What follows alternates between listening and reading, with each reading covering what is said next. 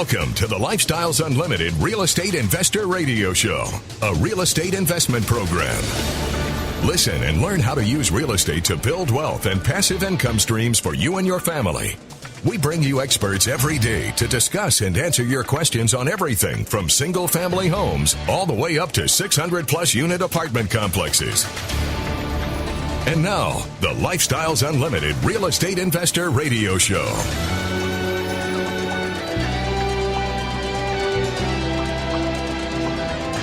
Welcome to the show. My name is Al Gordon, and as always, we're working on your financial freedom.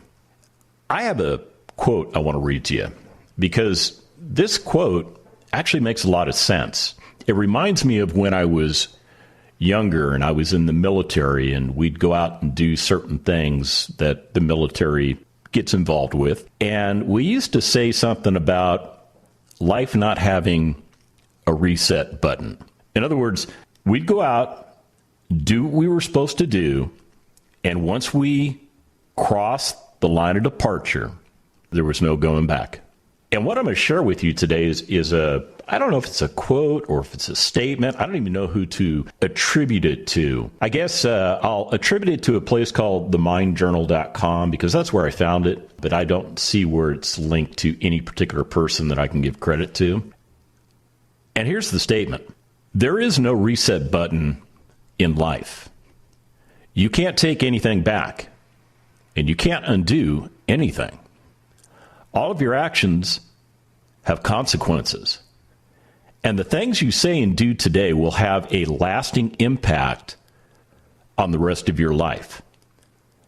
You have to understand that, and you have to be aware of it while making your decisions.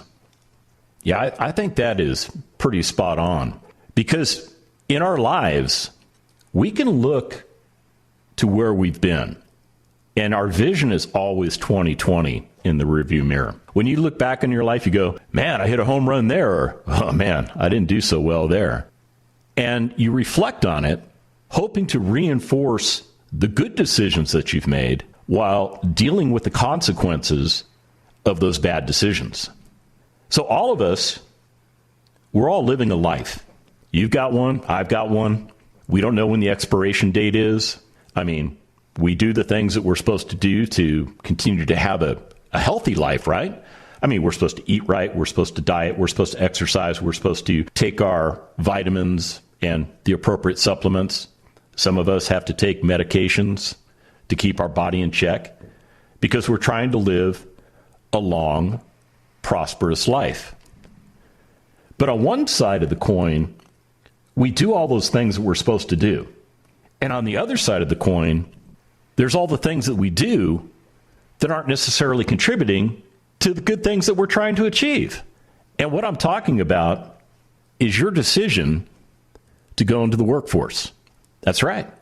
I'm talking about your decision to go into the workforce. Now, I'm not saying that was a bad decision. I am not saying that. As a matter of fact, I think it's a very good decision if you have no money, if you have no income streams, if you have no way of providing for your basic needs, that you should go into the workforce. You should find employment that suits your skill sets, and you should do it very, very well. But I think over time, something changes in us.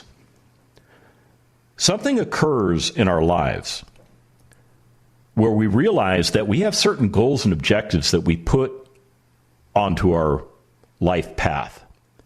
You know, when I was a kid, I mean, we're going way back now. When I was a little kid, I think I was about 6 or 7 years old. My parents asked me, what do you want to be when you grow up? And I thought about it for a minute, and I realized that I wanted money because I lived a lifestyle where we didn't have very much money. We had more month at the end of our money. And I told my parents this. I said, I want to be a millionaire. Now, I really didn't have any idea of what that meant. Now, I mean, we're going all the way back into the 70s here. And $1 million back in, say, 1972 was worth a lot more than $1 million today. But I knew that these millionaires, they had something. They had something that I didn't have. So I said, that's what I wanted to be when I grew up. As you fast track through time, and again, I have the benefit of looking at my life through a lens that's 2020. I realized, based on information that I had been receiving from all types of sources, from my parents, from my teachers, from my guidance counselors, even from the employers that I worked for when I was in junior high school and high school, that the path to success was to be followed this way. And you know, you may have heard this too. So if you have, just nod your head. Go to school, get good grades so that you can get into a good college, get more good grades so that you could get a degree and that you could get into the workforce, hopefully making more money than you would have made had you not gone to college. And with that new job, you get great pay, you get benefits, maybe you get something that's going to help you out when it comes to something called retirement, which is such a far distance in your future because that's calculated, you know, based on the age of, say, 65 years of age. And you're in your teens. So being the age of 65 when you're like 17, man, that's almost a bridge too far. And what happened to me was that I lost sight of my original goal of becoming a millionaire. I did. Because I started listening to society. I started doing the things that society told me to do. I started listening to people that had not obtained financial freedom. And I got into an alternate path. When we come back from the break, I'm going to get more into that story. Stick around.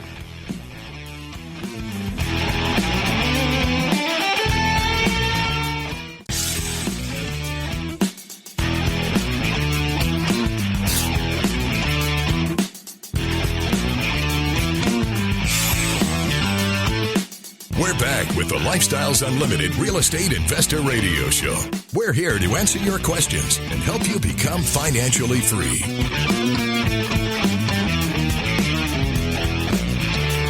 Welcome back to the show.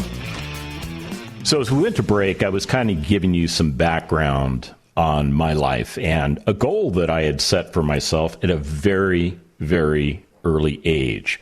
A goal that I pretty much lost sight of. And I lost sight of that goal because I started doing the things that people that influenced me told me to do.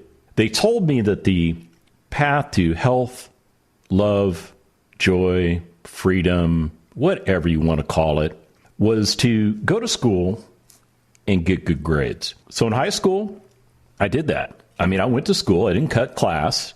Okay, maybe once. And I got good grades. I was a well-rounded student. I was in the jazz band. I was a swimmer. I played water polo. I did a lot of things, a lot of extracurricular stuff. I was on speech and debate. I can't even remember all the stuff I did in high school. But I was one of those kind of, well-rounded students. And I knew, based on what everybody had told me, that the path to success was to get to college. So I did everything that I could do in high school. Oh, by the way, I was working part-time on top of it all. See, I had to get a job so that I could get some money because outside of, a roof over my head, that was pretty much what I was getting at home. And, okay, I could eat there too. But if I wanted to go to a fast food place with my friends, that was on me. So at the tender age of 16, when it was legal for me to go out and get a job, I went out and got a job working in fast food because it's an entry-level job. It is designed for people like me at that time who want to earn money, to trade time for money, doing whatever it was that business wanted me to do.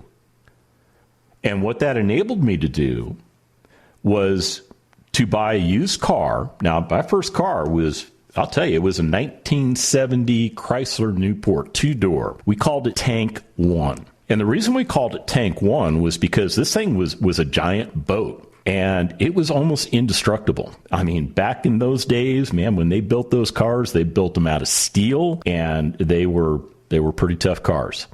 They got terrible gas mileage, but back then, we weren't so worried about gas mileage. But let me get back to my story.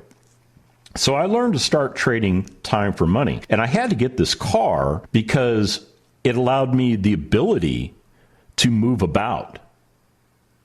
And how I'd been moving about prior to getting a car was by bicycle. So because I was a swimmer in high school, my high school did not have a pool. We actually had to go to the University of Nevada, Las Vegas, because I grew up in Las Vegas, which was, I don't know, I think I lived about halfway between where I went to high school and where the college was. And that was a couple of miles. And where we swam was in a place called Henderson, Nevada. Now, Henderson, Nevada is now, well, it's Green Valley in Las Vegas. But that was a considerable distance away. And for me to be able to get there, bicycle was a little bit too far. I think it was about 12, 15-mile drive. Yeah, so I needed a car. I needed a car to support my lifestyle in high school because I was on track. I was on track to getting to college. And when it came time to applying for college, I did so. And, you know, when you apply for college, they want an application fee. Yeah, I think back in the day it was like maybe, I don't know, $50 or $75, which, you know, today is like, that's a drop in the bucket, right? That's like chump change. Well, to a kid that was making $3.05 an hour, because that's what minimum wage was back then, that was a lot of money. And I wound up applying to 5 different colleges that I wanted to go to. And of course, one of those colleges was my, what do you call that? The guarantee choice. Yeah, it was the University of Nevada at Las Vegas because I was a resident of Las Vegas, Nevada. I got good grades in high school. I was well-rounded. I was pretty much a shoo-in to go to school there if I wanted to go to school there. But I wanted to get outside of Las Vegas. So I applied to colleges that were outside of the state of Nevada. And of the other 4 colleges that I applied to, I was accepted by 3 of them. One of them did not accept me. And it was partially because they were looking for outstanding grades. And I had really good grades, but they weren't outstanding grades. So that school eliminated me, which was probably good in hindsight because once I finally got to college and I started realizing that what I had chosen to study, which was computer science, didn't quite line up with my particular skill sets. So after I got to college, well, there's a step in between. It's called paying for college. Oh, yeah. Yeah, because apparently college, even back then, not free. It's not like going to high school where you just like get up in the morning and go to the school because that's a part of what the community provides. College is different. Oh, and by the way, the college that I ultimately decided to go to, private college, University of Southern California. Yeah. Back then, it was pricey to go to school there. I think if I remember some along the lines of maybe $4,000 a semester just for tuition. Just for tuition. And, of course, it was 5 hours away from where I lived, so there was also another cost called room and board. Well, when you package all those costs together, I mean, I was looking at something like, I don't know, $10,000 to $12,000 per year to go to school. It might have been even more than that. Well, that was not something that my family could support. They didn't have the money to send me not even to the local college, let alone a private university in California. So I was very busy applying for scholarships. I was. And I received a lot of scholarship offers, some I could use in conjunction with others, some that I couldn't. And then I turned to the military services because the military services were offering scholarships to go to college. So I applied to all of the military services, the Army, the Navy, and the Air Force. And all 3 of them awarded me scholarships. Oh, and by the way, all 3 of them had a presence at the University of Southern California. See, the Air Force came back and they said, we like what we see. We'll give you 2 years worth of scholarships. So the first 2 years are on you. And I thought, that's tough. Navy said, we'll do one better. We'll give you 3 years and you pay for 1. And I went, man, that's tough. And the Army said, come here, son. We're going to pay for all 4 years. But there's a catch. And when we come back from the break, I'll share with you what that was.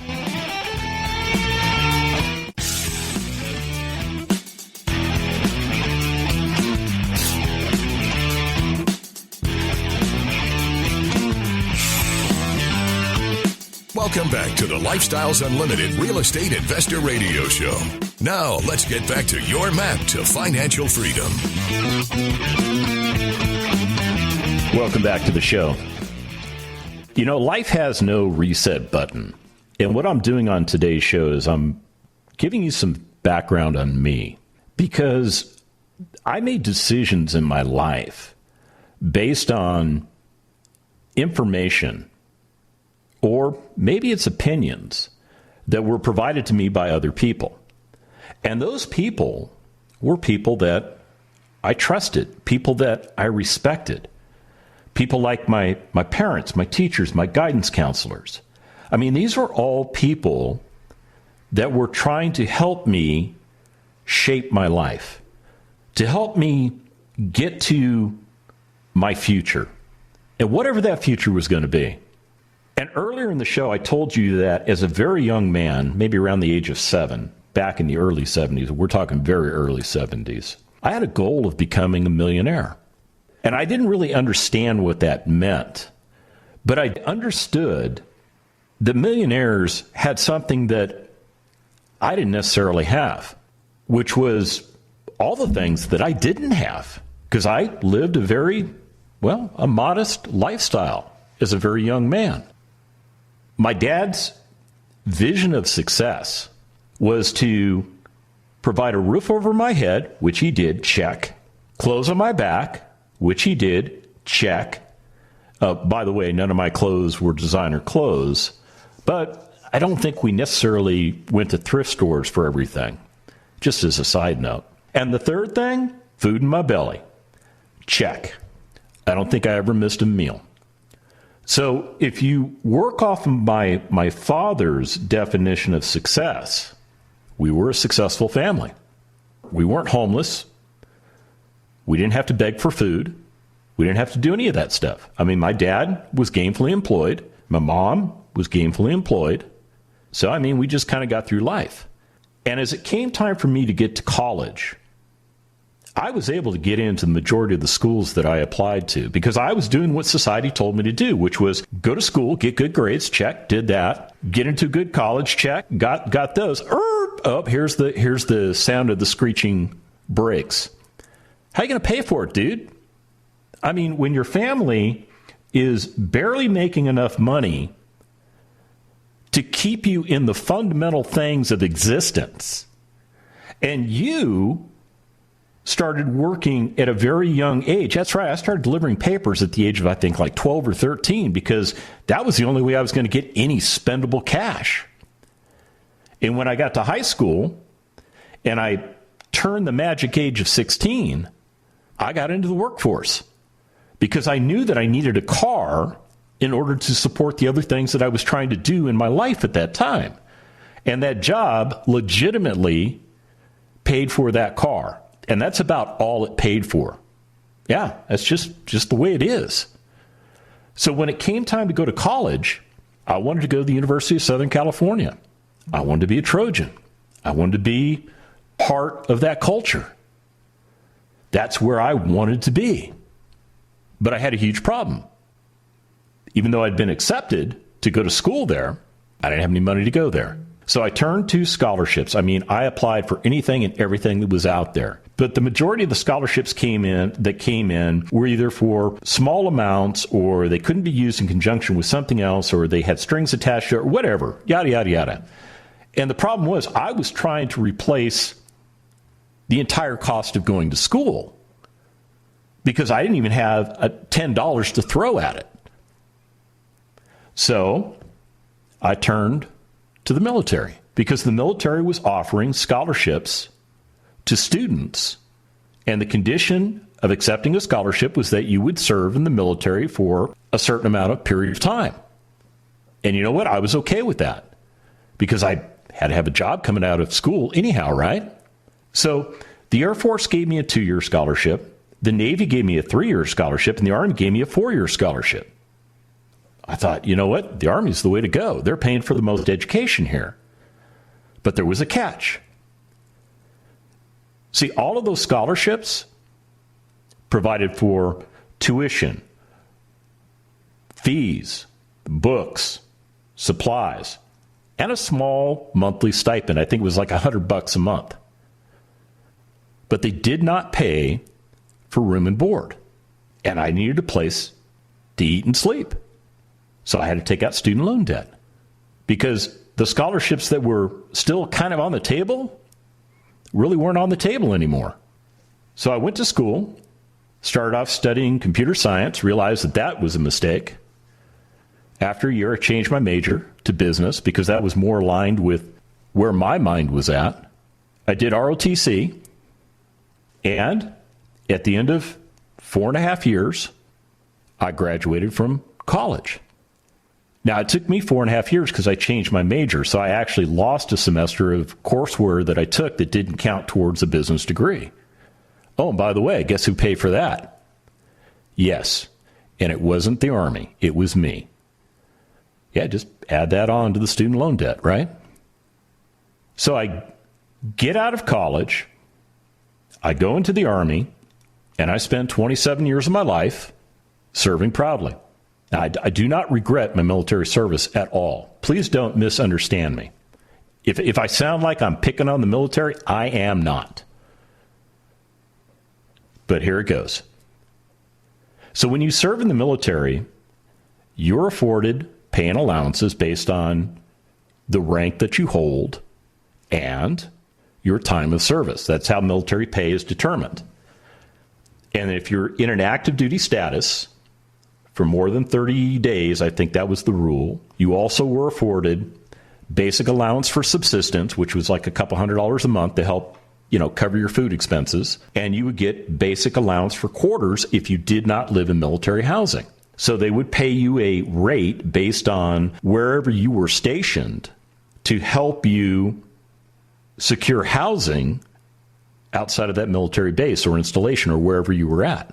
And we were never in base housing. We always got that housing allowance. So it allowed us to essentially live on the economy. But when you actually sit down, you peel back the onion, you take a look at comparable skill sets, and you look at what a military officer does, the amount of time they put into their job. And it's not a 40-hour work week. It is not. It is a lot more than 40 hours. And it's 7 days a week. And when 9/11 happened, it got even worse because we were now fully engaged in what we did for a vocation, defending our country, fighting the bad guys. But when you compare the skill sets of a military officer with somebody with the same requisite skill sets in the civilian world, military officers get paid, well, a lot less than their counterparts in the civilian world, and that's just the way it is. And if you don't like it, you can leave the military and go compete in that civilian world. As long as you meet your gates, in other words, you did your time,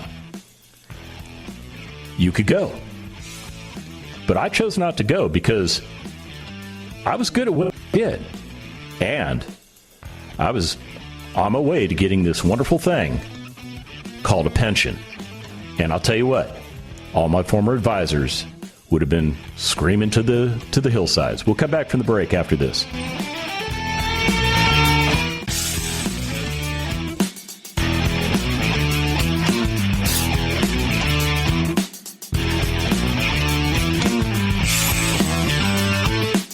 Warning. Listening to the Lifestyles Unlimited Real Estate Investor Radio Show will change your life. We will teach you how to create wealth and passive income so you can be financially free. And now, back to your host. Welcome back to the show. So I was talking about how I spent 27 years in the Army, and I don't regret any of it. I don't regret any of my time serving our country. I think it was a very valuable time for me personally, for personal growth. It allowed me to check some of my own personal boxes for serving and helping others. And I did earn the benefit of a pension, because back then, if you served for at least 20 years on an active duty status, you qualified for a pension. And that pension was designed to, help you live after your time of military service. So I receive a pension. But here's the big problem that I ran into. And this is getting back to my original premise that I made when I started the show, which is life has no reset button. When I retired from the military, I was done. I was gone. I was removed from the roles of the Army forces. I was put onto the retired roles. And immediately thereafter, I went into financial catastrophe because I had been earning a certain amount of money. And we were a single income household. My wife doesn't work. And that's all by design. So when I retired, my pension started paying. And it paid the next month. It did pay. But it paid me 1/3 of what I had been receiving when I was serving on active duty. Now, granted, I had all my time back. All of my time was mine again. Except now I had to struggle to get into the workforce. That was a very challenging thing, because at the age of 50 years of age, I was dealing with ageism. I was trying to penetrate into a workforce at a wage level that was equal or greater to what I had been making when I was serving on active duty. That's almost a bridge too far. Well, it was a bridge too far for me. I didn't get there. And I started to watch my life unravel financially as month after month passed and I had not found employment. It's not that I wasn't looking. Trust me, I was looking. I was diligent on trying to find a job, but I was getting dead end after dead end after dead end. And I finally found a job with the municipality, working in an environment that I didn't absolutely appreciate. Now, I was still working in government, but this is a different kind of government. Military service is a lot different than working in a municipal government. Whole lot different. I think the only two things that are kind of the same are the fact that nobody's really focused on the bottom line until they have to be. But I was miserable. I was really, my mindset at that point was that I was going to work until the age of 70 because I could at least eke out enough income from this job. In addition to my pension, I could make ends meet. And what that also meant was deferring any Social Security that I might obtain as late as possible. Push it out to the age of 70. That was my life, working in cubicle hell until the age of 70. It was miserable. It was a miserable experience. Now, I worked with some great people, don't get me wrong. And my boss was great. But her boss, not so much. Her boss's boss, even less. Yeah, people that are worried about their own livelihood. Yeah, because trust me, there are people like that in government. They're only concerned about themselves, and that's it. Yeah, I said it. Well, along the way, my son and I had been talking about, real estate. Maybe we could solve this problem by investing in real estate. And I thought, well, I don't want to shatter his dreams, but I had actually had some not so great experiences with real estate. I had some good experiences, but I had some not so great experiences. And I actually owned some properties that I had bought a long time ago, back around 1999, 2003, somewhere in that time frame. I picked up some duplexes. And because I didn't know what I was doing, I was following somebody else's map, somebody else's system. These properties were not performing well for me. And really what these properties just kind of became for me was sort of a tax shelter because they weren't producing streams of income. So my son and I were driving around on a weekend. We hear this radio show, the Lifestyles Unlimited Real Estate Investor Radio Show. Somebody else was hosting it at that time. And I listened to what was being discussed on the show. And I thought, you know what? let's check it out. Let's check this Lifestyles Unlimited thing out. And I'll tell you what, in the back of my mind, I thought it was going to be a scam. I really did, because I had gone to look at some other programs that were being offered where we live, and I wasn't having it. I wasn't feeling the depth. I wasn't feeling the breadth. I wasn't feeling anything, that there was a lot of substance to any of these other programs. And when I came to the Lifestyles Unlimited free workshop, and I listened to what they talked about, they actually talked about concepts that made a lot of sense to me. And then they showed me how they went about buying single-family and multifamily properties. I mean, they just, here, this is how we do it. Join us, be a member. We'll help you get to where you're trying to get to. And my son and I, we decided to become members right there on the spot. And the next thing we had to do was we had to get into the educational course that is provided as a part of the membership. They call it the Financial Freedom Course. And it's 16 hours of literally in your face telling you all the things you need to hear, not the things you want to hear, on how you can change your life by investing correctly in single-family and multifamily properties. And something happened to me in that course. I actually hit a reset button. I know I told you there is no such thing as a reset button. But I actually hit a reset button in my mind. See that 7-year-old kid that told his parents that what he wanted to be when he grew up was to be a millionaire? All of a sudden, I could see the possibilities. I could see the path literally emerging in front of my eyes. The yellow brick road, if you want to call it that was going to get me to where I was trying to get to. It has. My membership in Lifestyles Unlimited has helped me to restructure my life financially. I was able to reposition certain investments into real estate. I was able to go back and deal with those properties that I had owned and operated incorrectly for years, restructure them to where all of a sudden they went from costing me $1,000 a month, and now they were providing me $1,000 a month in passive income.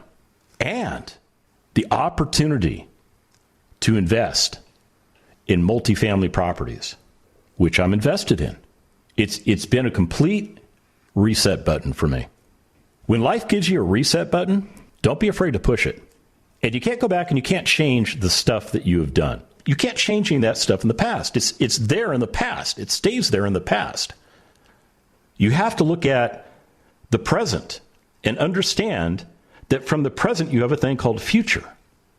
And although we don't know how long we're going to be here on this planet, because we don't know what our expiration date is as individuals, I'm here to tell you that Lifestyles Unlimited really gives you the opportunity to push the reset button on your life, to change the direction your life is going in, to not rely on trading time for money to get you money to buy stuff that isn't getting you to the lifestyle you desire. So if you want to find out how to do this, go to freeworkshoplivestream.com. And remember, it's not the money, it's the lifestyle.